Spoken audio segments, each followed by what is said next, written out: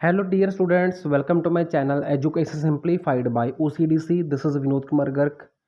अगर आप AIIMS, PGI या किसी भी और इंस्टीट्यूट के लिए हॉस्पिटल अटेंडेंट के लिए एग्ज़ाम की प्रेपरेशन कर रहे हैं तो ये वीडियो स्पेशली आपके लिए है।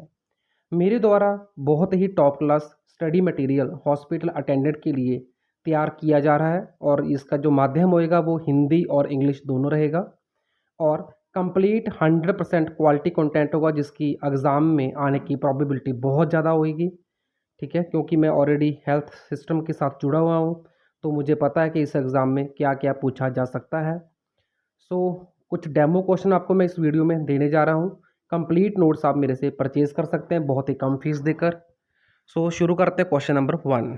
क्वेश्चन नंबर 1 आपका है, what is called to take a patient from bed to wheelchair to bedroom etcetera. किसी मरीज को किसी स्पोर्ट के सहारे बिस्तर से व्हील चेयर पे या व्हील चेयर से बाथरूम आदि तक लेके जाने को क्या कहा जाता है?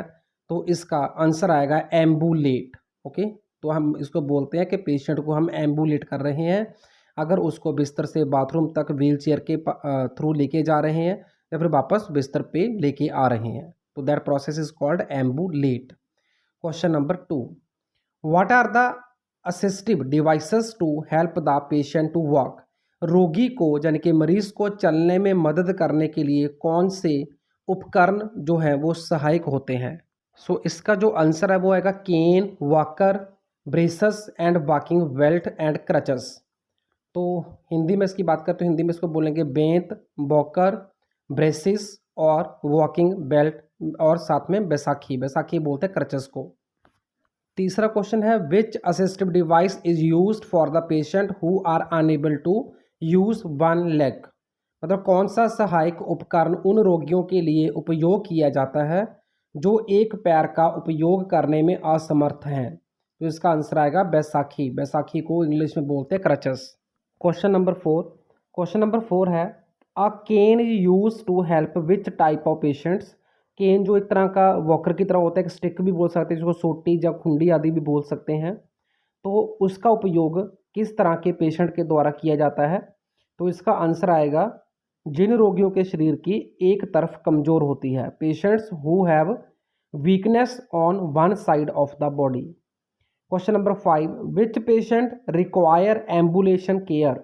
किस पेशेंट को एम्बुलेशन देखभाल की ज़रूरत होती है?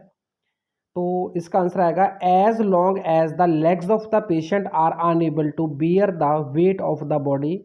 मतलब ऐसे रोगी जिनका शरीर का जो भार होता है, जो वजन होता है, वो अपने पैरों के ऊपर उठाने में असमर्थ होते हैं, तो उन रोगियों के लिए इसकी आवश्यकता होती है। दूसरा होते हैं ऐसे रोगी जो मांसपेशियों से कमज़ोर हों, ठीक है, मसल्स वीकनेस और पैरालिसिस, जिनको अधरंग की बीमारी हो, तो उनको भी एम्बुलेशन केयर की ज़रूरत होती है। एंड थर्ड आते हैं inability to maintain balance while standing upright. मतलब ऐसे लोग जो सीधे खड़े होने में, संतुलन बनाने में असमर्थ हों, तो उनके लिए भी जो एम्बुलेशन केयर होती है उसकी ज़रूरत होती है। अब बात करते हैं क्वेश्चन नंबर 6 की। A movable set of emergency tray, dryers, shelves etcetera which help in transporting emergency medicine or the medical supplies from one department to another department in the hospital is called dash। तो आपातकालीन tray, दराज, अलमारी आदि को एक चल set जो अस्पताल से में आपातकालीन दवाओं या चिकित्सा आपूर्ति को एक विभाग से दूसरे विभाग तक ले जाने में मदद करता है, उसको क्या कहते हैं? उसका आंसर आएगा आपातकालीन ट्रॉली और emergency tray. Question number 7, what are the advantages of ambulating. अगर किसी पेशेंट को एम्बुलेटरी केयर हम देते हैं तो उसके क्या फ़ायदे हैं?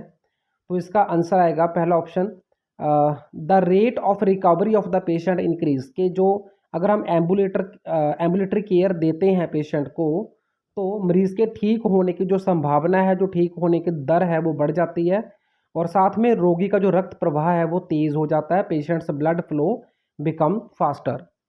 क्वेश्चन नंबर 8 आपका है, which of the following is possible for the patients who are totally unable to walk to move around on their own.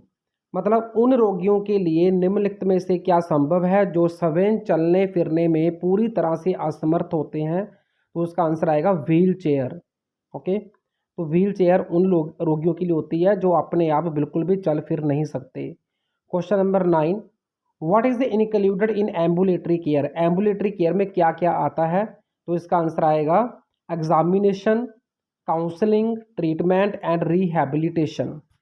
Hindi में हम एग्जामिनेशन को बोलते हैं पेशेंट की जांच करना, काउंसलिंग होता है परामर्श यानी कि सलाह मशवरा देना, ट्रीटमेंट का मतलब होता है उपचार करना, और रिहैबिलिटेशन का मतलब होता है पुनर्वास करने में हेल्प करना, ताकि जो व्यक्ति है, जो पेशेंट है, वो अपने रियल लाइफ में, नेचुरल लाइफ में वापस आ सके, उसको पुनर्वास बोलते हैं।